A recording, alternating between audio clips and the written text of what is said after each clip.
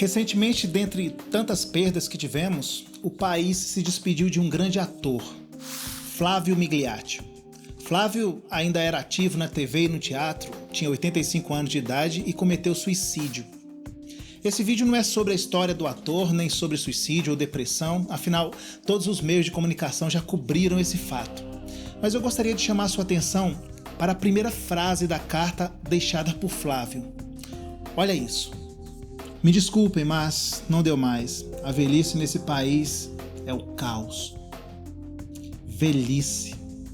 Essa fase normalmente lhe é prometida durante toda a sua vida como o período de descanso, o momento em que você aproveita o resultado de todo o seu trabalho para usufruir a vida. Infelizmente, não é a realidade da grande maioria. O que vemos são filas e filas de idosos esperando do governo ajuda para remédio, para comida, para moradia. E o que é pior, em tempos de pandemia e isolamento social, o que não falta são piadinhas de mau gosto, afronta, desrespeito a quem deveria estar sendo tratado com o máximo de zelo. Antônio Guterres, secretário-geral da ONU, publicou um relatório sobre o impacto em que a pandemia tem em pessoas idosas. Segundo ele, a pandemia está colocando as pessoas mais velhas em maior risco de discriminação e isolamento. Não se deve tratar as pessoas mais velhas como invisíveis ou impotentes. Não sei se foi nisso que pensava o ator Flávio Migliaccio quando afirmou que a humanidade não deu certo. Por isso, nesse vídeo, nós vamos conhecer como outras sociedades ao longo do tempo lidavam com os seus idosos. Será que avançamos ou retrocedemos? O processo de envelhecimento sempre foi objeto de reflexões ao longo do tempo e em diferentes culturas. Nas sociedades primitivas, os velhos eles eram objetos de veneração. Os jovens sempre corriam e recorriam a eles em busca de conselhos. Eles eram muito respeitados. Um exemplo de civilização que tiveram e ainda tem o idoso com um importante papel foi a China antiga. A China teve em suas bases filosóficas a influência de Confúcio. Ele acreditava que a base da família era o homem mais velho, o qual todos deveriam respeitar e obedecer. Esse valor atribuído ao idoso era estendido também às mulheres. Eu falo também às mulheres porque nós sabemos que ao longo da história, as sociedades em sua grande maioria foram extremamente machistas. No caso da China, a mulher idosa possuía um papel relevante de certa autoridade. Além de Confúcio, outra influência foi o filósofo e historiador Lao Tse. O Lao Tse enxergava a velhice como um momento supremo, de alcance espiritual máximo.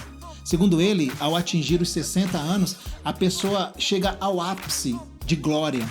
Ao contrário da China, na antiguidade clássica grega e romana, a velhice foi vista como um estágio de declínio, enquanto a beleza, força e juventude foram valorizadas acima de tudo. Na cultura mediterrânea e latina, os anciãos são vistos como pessoas de grande importância. A geração mais antiga é frequentemente confiada para auxiliar no cuidado dos mais novos, no aconselhamento e também na transmissão do conhecimento. Agora, vem cá. Se estávamos vindo em uma crescente, onde será que nos perdemos? Em que ponto começamos a esquecer todos os valores construídos ao longo dos séculos? Essa mudança de visão em torno da figura do idoso se concretiza com as inovações trazidas com a Revolução Industrial. Aos poucos, foi se construindo uma cultura em que a agilidade e rapidez acabam sendo exaltadas. Ocorre uma inversão de valores. Em vez da sabedoria, passa-se a julgar a pessoa pela sua capacidade de produção, o que favorece muito mais ao jovem.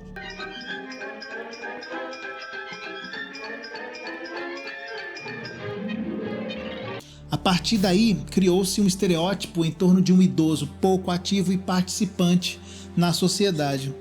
E esse tipo de pensamento, ele acaba fazendo com que as pessoas encarem o envelhecimento como um todo, como algo vergonhoso, como algo humilhante. Esse novo olhar, ele é refletido no desrespeito, na violência, no abandono com que a terceira idade é tratada atualmente. Segundo a Organização Mundial de Saúde, a OMS, o número de pessoas com mais de 60 anos vai chegar a 2 bilhões até 2050, tornando as doenças crônicas e o bem-estar da terceira idade como novos desafios de saúde pública global. Mas depois de tudo que vimos aqui, não parece ser só essa a nossa maior urgência. Porque apesar da nossa Constituição vedar a discriminação em razão da idade, apesar de um estatuto do idoso, assegurar proteção especial ao idoso, os recordes de maus tratos, abandono, depressão, suicídio se superam a cada ano. Portanto, não é falta de legislação. O que temos é uma cultura que marginaliza e exclui a pessoa idosa. Soma-se a isso o descaso dos nossos governantes, que a cada reforma feita, exige-se ainda mais sacrifícios de quem passou a vida inteira se sacrificando pelo país. É triste que uma revolução que nos trouxe tantos avanços tecnológicos também tenha contribuído para que princípios, valores, tudo isso fosse invertido, penalizando assim nossos idosos. É preciso que iniciemos uma outra revolução, mas dessa vez tem que ser aqui. Se a legislação por si só não é capaz de fazer com que tenhamos empatia com o outro, a educação, a consciência social e o conhecimento da história do nosso povo, talvez, eu disse talvez, sejam a melhor chance de resgatarmos o que perdemos da nossa humanidade. Respeite os idosos, aprenda com eles e, o mais importante, faça parte dessa conscientização por essa mudança de postura. Gostou do vídeo?